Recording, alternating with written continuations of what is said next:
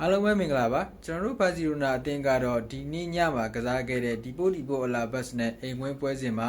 3-9ရရနဲ့အနိုင်ရရှိသွားခဲ့တယ်ဒီပွဲစဉ်မှာဝင်းလက်လူဖရန်ကီဒီယောင်ကပါစီနယ်ကိစ္စကြောင့်မပါဝင်နိုင်ခဲ့ပေမဲ့မောက်ဘာနာနဲ့ကစားတိုအသွဲကိုထုတ်ခဲ့ပြီးတော့ကွင်းလက်တိုက်စစ်မှာတော့ဒန်နီအိုမိုဘယ်ကျန်းတိုက်စစ်မှာပညာနဲ့တိုက်စစ်မှုနေရာမှာလီဝန်ဒေါ့စကီညချမ်းမှာတော့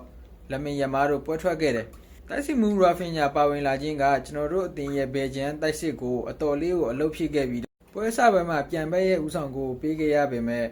မင်းနဲ့ငယ်ကြမှာတော့ရာဖင်ညာရဲ့ပေးပို့မှုကနေပဲဒန်နီအိုမိုပိုက်သွင်းခဲ့ပြီးတော့ခြေပတ်ကိုပြန်လည်ရရှိခဲ့တယ်ဒုတိယကိုတော့ရာဖင်ညာရဲ့ခိုးပေးပို့မှုကနေပဲ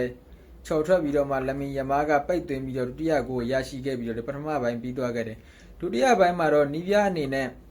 ပတ်ထရီကိုထည့်ပြီးတော့ပွဲကိုပုံမထိန်ချုပ်ကစားဖို့ကြိုးစားခဲ့တယ်။ပွဲပြီးကနီးမှာတော့လမင်ယမားရဲ့အကွက်မမြင်ပေးပို့မှုကနေဒန်နီအိုမိုကပဲထက်ဆင့်ပိတ်သွင်းပြီးတော့ဒီပွဲရဲ့အဆုံးသတ်ကိုရယူနိုင်ခဲ့တယ်။အိမ်ကွင်းမှာကစားခဲ့တဲ့ဒီပွဲစဉ်မှာတော့ကျွန်တော်တို့ဘာစီလိုနာအသင်းကပဲ3-9ဆိုတဲ့ရလဒ်နဲ့အနိုင်ရရှိခဲ့ပြီးတော့အနိုင်3မှတ်ကိုရယူသွားနိုင်ခဲ့တယ်။အားလုံးကျေးဇူးတင်ပါတယ်။